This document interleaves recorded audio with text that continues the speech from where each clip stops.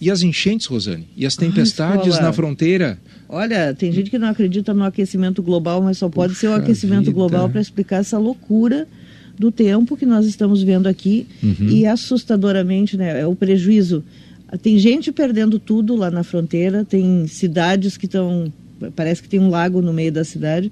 E agora, uma notícia muito assustadora é o aumento diário dos prejuízos na lavoura. Lavoura de arroz, naquela região tem lavouras de arroz sendo arrasadas pela chuvarada e tem lavouras de soja também. Isto vai ter impacto lá adiante, primeiro na renda dos produtores, né? Tem gente que perdeu tudo já. E também, claro, no PIB do Rio Grande do Sul. E por isso nós queremos trazer aqui para o programa o vice-presidente da Federação das Associações de Arrozeiros do Estado, Alexandre Velho. Bom dia, Alexandre. Bom dia, Escola, e bom dia, Rosane. Bom dia. Muito obrigado por nos atender. Qual é o prejuízo e as cidades mais atingidas que vocês têm aí nos cálculos de vocês? Olha, Escola, as principais cidades aí atingidas são Uruguaiana, principalmente, onde nós tivemos um volume aí de quase 500 milímetros de chuva num período muito, muito pequeno. Também Alegrete, onde desabrigou muitas famílias aí também, que moram em regiões aí de beira de rio. E a lavoura de arroz, ela realmente, nós estamos estimando aí nestes municípios e também um pouco de São Gabriel, Rosário do Sul, também Bagé pegou um pouco. Nós estamos calculando em pelo menos 10% de diminuição aí da produção de arroz nesses municípios que são tradicionalmente municípios que plantam uma área muito expressiva no Rio Grande do Sul. Só lembrando, o Rio Grande do Sul, Escola, ele responde por mais de 70% da produção nacional do arroz. Então, o arroz no Rio Grande do Sul, ele é fundamental para a segurança alimentar do país. Isso nos preocupa muito em função de que nós já viemos aí de 4 anos, pelo menos, de prejuízos na lavoura, de preços muito baixos, um custo de produção cada vez maior. Nos impactou muito forte este ano passado a questão do câmbio. Então, o produtor de arroz, ele formou uma lavoura realmente muito cara este ano, o maior custo da história da lavoura de arroz, e justamente neste ano, onde nós tivemos essa situação de custo altíssimo, nós agora temos que lidar aí com essa situação das enchentes. Tem áreas, inclusive, muito próximas, que estariam muito próximas a ser colhidas, e a água realmente tapou tudo. Sim. E isso nos preocupa muito, porque é certo que o prejuízo está feito. Deixa eu lhe fazer uma pergunta de leigo, porque a maioria dos nossos ouvintes não é acostumado com a dinâmica da plantação de arroz, né? O arroz plantado no Rio Grande do Sul não é o arroz de sequeiro, é um arroz... Não, é o arroz irrigado, né, Rosane? O arroz, e as pessoas veem ali as lavouras de arroz debaixo da água e depois seca na hora da colheita. Esse é o problema, né? Porque se fosse essa enchente numa fase inicial do arroz, o problema seria menor, é isso? Ou do jeito que foi forte, arrastou com toda a plantação? O problema é o nível desta água, tu entende, Rosane? Nós trabalhamos com um nível...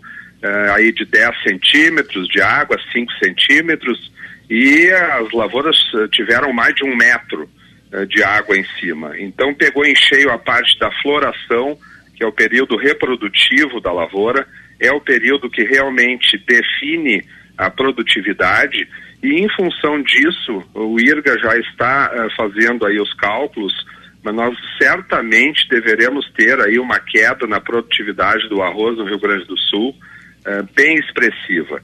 A área plantada foi em torno de 1 milhão de hectares, e certamente nós teremos um prejuízo muito grande em pelo menos 20 mil hectares desta área plantada. Você já tem um percentual de quebra de safra, Alexandre? Nestas regiões atingidas, o percentual é de pelo menos 10% de quebra de safra. Por que isso impacta? Porque estes municípios mencionados, Escola, eles são os municípios que plantam uma área muito grande. esses municípios respondem por pelo menos 30% da área total do estado aí de 1 milhão de hectares. Então nós estamos falando aí de 300 mil hectares.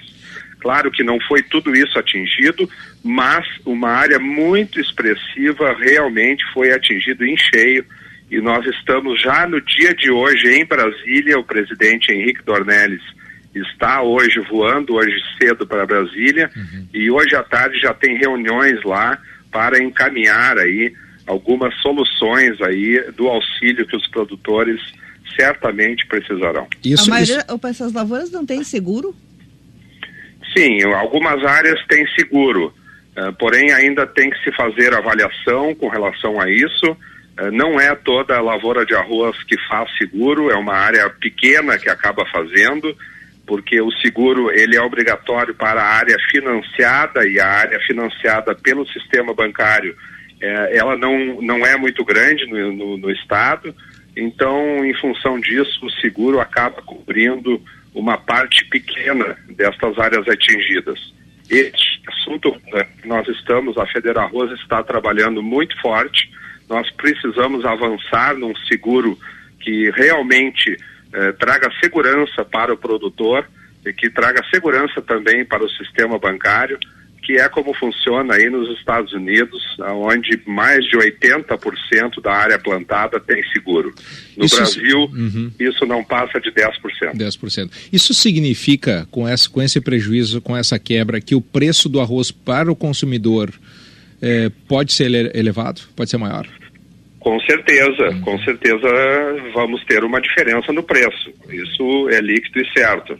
Porém, o que se nota é que o arroz acaba subindo, por exemplo, 10% para o consumidor, enquanto para o produtor geralmente baixa 30%, quando nós temos uma produção normal. Então, na verdade, aí o arroz acaba muitas vezes sendo usado como um atrativo pelo varejo, com promoções, Escola, hoje, de muito arroz tipo 2 e tipo 3, sendo vendido como sendo tipo 1. Então, isso é parte de uma denúncia que nós fizemos ao Ministério da Agricultura, exigindo uma fiscalização maior e uma responsabilização do varejo com relação a este tema. Traduz para nós, por favor, o que significa, porque pelo que o senhor está dizendo é uma fraude contra o consumidor, né? Vender um arroz de menor qualidade como se fosse de primeira qualidade, é isso? Com certeza, é isto que está ocorrendo. Inclusive no final do ano passado, em função desta denúncia da Federarroz, houve uma apreensão de uma quantidade muito grande lá no Distrito Federal, também no estado de Goiás, em função aí que o varejo acaba fazendo promoções de arroz, vendendo arroz muito barato e, na verdade, enganando o consumidor, pois o produto que está dentro do pacote, na maioria das amostras que nós coletamos, enviamos para análise, ele estava fora de tipo. E como é que o consumidor pode se proteger disso? Olha, o consumidor pode repassar essas informações, elas são disponibilizadas aí, está sendo feito um trabalho pela Federarroz e também pelo IRGA.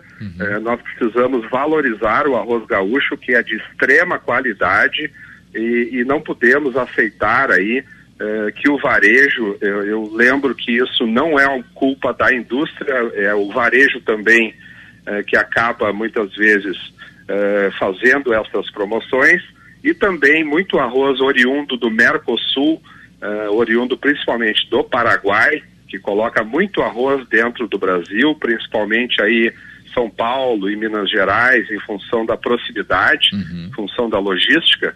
E este arroz que entra do Paraguai muitas vezes não tem a qualidade que o arroz gaúcho tem, e nós acabamos, por falta de fiscalização nas fronteiras, acabamos aí comprando arroz no supermercado, muitas vezes oriundo do Mercosul, fora de tipo. Então nós estamos trabalhando muito forte nisso e estamos exigindo do governo uma atitude forte neste sentido para trazer segurança aí para o produtor e também aí, de certa forma, valorizar aí o arroz gaúcho, que é livre de resíduos, que é um arroz muito produtivo e de qualidade, Então nós temos que valorizar o arroz gaúcho e nós esperamos conseguir isso. Alexandre Velho, vice-presidente da Federação das Associações de Arrozeiros do Rio Grande do Sul, muito obrigado pela sua atenção e nossa solidariedade aos produtores do interior que estão enfrentando essa quebra de safra e esses prejuízos. Obrigado, Escola e Rosane, bom trabalho.